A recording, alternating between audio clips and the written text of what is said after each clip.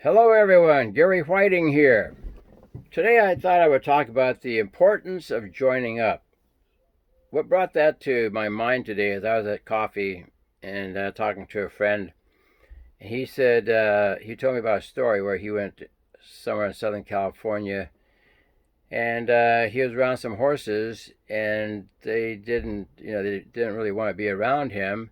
And he remembered something that I had mentioned in one of our discussions.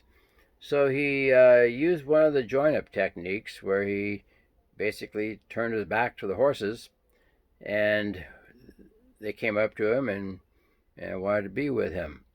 And it made me smile because you talk to people, you don't know if they're going to really listen to you, if it just, they're going to forget it. Well, it was helpful in his situation. So then I started thinking about why is join up so important? Well, it gives you a safety net. When a horse joins up with you, you can do things to a horse that you may be in trouble doing if they haven't joined up with you. You don't want to try to join up with the horse. You want the horse to join up with you. And this carries over into our children. I was talking this morning. I said, it's really important that we keep reinforcing things with our children.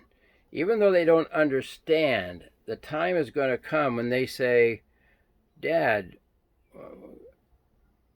why do we do what we do?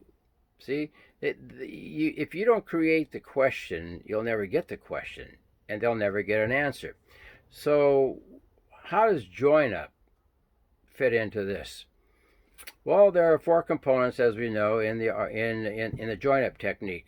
There's listening, there's respect, the dropping of the head, there's the licking of the lips, contentment, and drawing near, wanting to be with a person. Those four components have to be in a relationship to have a join up.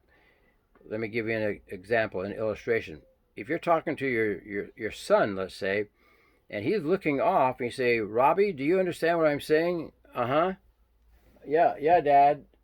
Well, that's not a join up. He may be going through the game, playing the game with you, just agree with you because he knows the outcome is not going to be very pleasant, so he'll agree with you, but he hasn't joined up.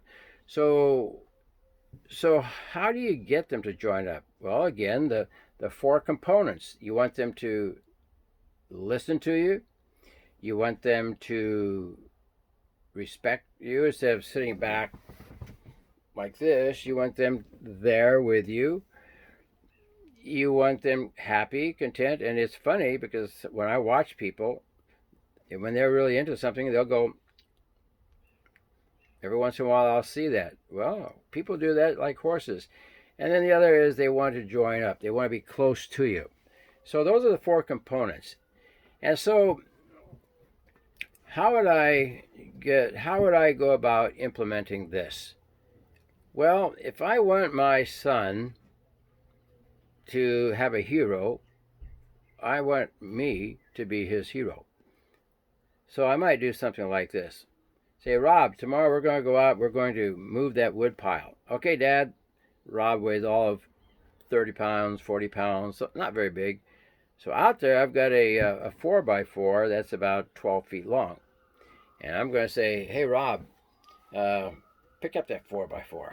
Well, Rob tries to pick it up. Of course, it weighs as much as he does, or pretty close to it. And he goes, oh, Dad, this is heavy. I said, well, okay, Rob, tell you what, let me have that. So I put that 4x4 on my shoulder. I said, Rob, lift the end of that other 4x4. So now I got two 4x4s on my shoulder. And then I said, Rob, pick up that little 2x6 that's 6 feet long. Well, maybe it's really dry wood and only weighs, I don't know, a few pounds. Well, he can carry that. Well, what have I just established? Well, I've established that his dad is the strongest man in his world. And now I'm his hero. So I've got somebody who wants to be with me. So I can teach this child because everybody listens to their heroes, right? All right, so now here's one of the problems of being a hero. You've got to remain that hero. So that means that you have to go above and beyond to make sure you do the right things and give the right examples in life. So joining up is important. And it reminds me of a friend of mine who was dating a person, and he was moving out of the area, and they had only dated a couple of times. And she asked him the question, now that you're moving, what are you going to do with me? And that's one of the things that we have to consider when we are influencing people's lives. So now, what are we going to do with them when we've become their hero? This is very important.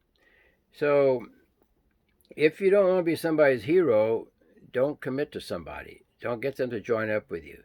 Ignore it. Don't do it. But if you want your children to look at you as their hero, it's like a young girl grows up.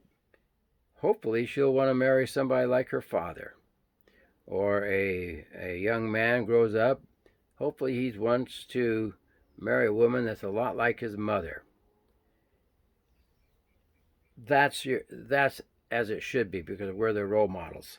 So I just wanted to share that with you, the joining up process and the importance of teaching our children.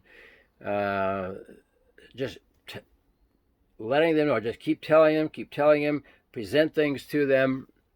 They won't understand it, but you keep saying it. Don't wait till they understand before you say it, because they won't have anything to ask about. So create the curiosity, create the question. And once you do, they're going to ask you, what does this mean? Because there comes a point in time when they want to know, why am I doing this? What's this all about? So I hope that helps. And all I can say is, have a great day and happy join-ups, and be your children's hero. This is Gary Whiting. Thank you.